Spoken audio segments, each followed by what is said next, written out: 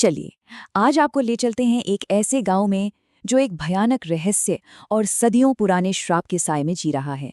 गांव का नाम है रतनगढ़ और वहां है एक डरावनी कालकोठरी। आइए, इस रहस्य की परतों को एक एक करके खोलते हैं। सोचिए, घोर अंधेरी रात है, पूरा गांव शांत है और उस सन्नाटे को चीरती है सिर्फ एक घंटे की आवाज। लेकिन ये कोई पूजा की घंटी नहीं है, ये एक चेतावनी है, एक ऐसा अलार्म जो रतनगढ़ के लोगों के दिलों में खौफ भर देता है। तो सवाल ये उठता है कि आखिर इस घंटी का मतलब क्या है? ये किस खौफनाक रस्म का ऐलान करती है जिसके डर से पूरा का पूरा गांव कांप उठता है? यही सवाल हमें इस कहानी की तह तक ले जाएगा।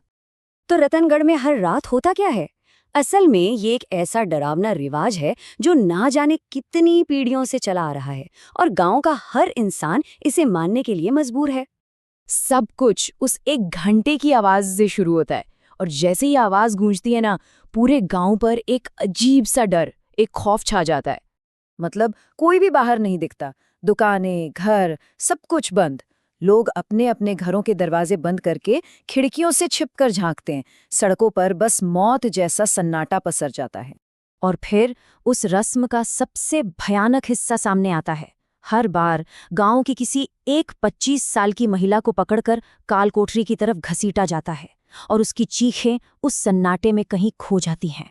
और ये कालकोठरी, ये कोई मामूली जगह नहीं है, ये एक बहुत पुरानी खंडर हो चुकी हवेली है।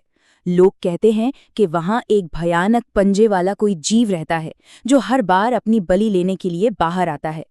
लेकिन सालों से चला आ रहा ये खौफनाक सिलसिला अब बदलने वाला है, क्योंकि गांव में दो ऐसे लोग कदम रखते हैं जिन्हें इस सच के बारे में कुछ भी नहीं पता। आदित्य जो है तो इसी गांव का अपनी दोस्त जानवी के साथ लौटता है। वो दोनों शहर की मॉडर्न दुनिया से आए हैं और यहाँ रतनगढ़ में उनका सामना होता है एक ऐसी सच्चाई से जो बहुत पुरानी और शापित है। एक रात जानवी अपनी आंखों से वो खौफनाक मंजर देख लेती है। एक आदमी अपनी ही पत्नी को बालों से पकड़कर उस कालकोठरी की तरफ खींच रहा है और पूरा गांव बस चुपचाप खड़ा देख रहा है। उस औरत की चीखें उस हवेली में जाकर गुम हो जाती हैं। जानवी का दिमाग शून्य हो जाता है। वो पूछती है, कोई उस बेचारी की मदद क्यों नहीं कर रहा? आखिर ये हो क्या रहा है इस गांव में? उसके सवालों के दबाव में आदित्य को आखिरकार गांव का वो गहरा राज खोलना ही पड़ता है। अब जो कहानी आदित्य सुनाता है वो गांव वालों का सच है, एक ऐसी कहानी जो सदियों से उनके डर की वजह बनी हुई है। कहानी कुछ यूं है कि राजा वीर प्रताप एक बहुत ही जालिम शासक था। जब गांव वालों ने तंग आकर उसे मार डाला तो उसकी आत्मा एक दानव बनकर लौटी और गांव को श्राप दे दिया। श्राप ये था कि अब हर 25 साल की लड़की को बलि देनी पड़ेगी, वरना उसके परिवार का कोई न कोई मर्द मारा जाएगा।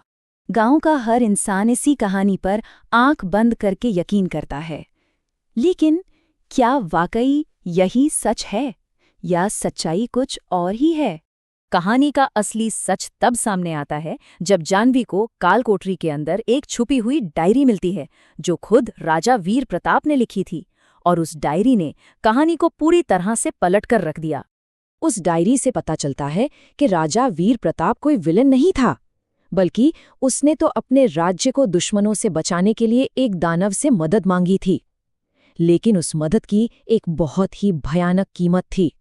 तो यहाँ पर कहानी पूरी तरह से पलट जाती है। जिसे गांव वाले एक दुष्ट राजा का भूत समझ रहे थे, वो असल में एक पुराना दानव था। और ये बलि बदला लेने के लिए नहीं, बल्कि उस दानव के साथ हुए एक सौदे की कीमत थी। हुआ ये था कि राजा के पास कोई और रास्ता नहीं था। या तो वो एक महिला को दानव को सौंप दे, या फिर दानव गांव के 10 आदमियों को मार डालेगा। अपनी प्रजा को इस भयानक सच के खौफ से बचाने के लिए राजा ने खुद विलन बनने का नाटक किया। इस सच्चाई को जानने के बाद जानवी को ये भी पता चलता है कि राजा ने इस श्राप को तोड़ने का एक रास्ता भी पहले से ही सोच रखा था। राजा ने एक तांत्रिक की मदद से एक पवित्र भस्म तैयार करवाई थी, जिसे 7 अलग अलग राज्यों की चंदन की लकड़ी से बनाया गया था। और प्लान ये था कि कोई भी 25 साल की महिला अपने जन्मदिन के 3 दिनों के अंदर उस भस्म को दानव पर फेंक दे तो वो हमेशा के लिए नष्ट हो जाएगा। और किस्मत देखिए, जानवी का 25वां जन्मदिन आ चुका था। उसे कालकोठरी में धकेल दिया जाता है, लेकिन इस बार वो डरी हुई नहीं थी।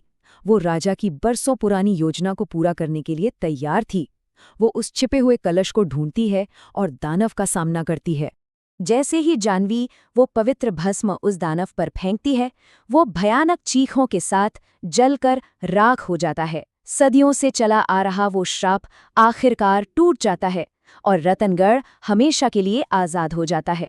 जब गांव वालों को असली कहानी पता चलती है तो उन्हें अपनी गलती पर बहुत गहरा पछतावा होता है। जिस राजा को वो सदियों से कोस रहे थे, वो असल में उनका रक्षक था। वे सब मिलकर उसकी एक मूर्ति बनाते हैं और उसे एक देवता की तरह पूजने लगते हैं। राजा वीर प्रताप की कहानी हमें एक बहुत बड़े सवाल पर सोचने के लिए मजबूर करती है कि इतिहास में न जाने कितने ही लोग होंगे जिन्हें हम खलनायक मानते हैं, पर असल में वो नायक थे। बस उनकी असली कहानी हम तक कभी सही तरीके से पहुंची ही नहीं।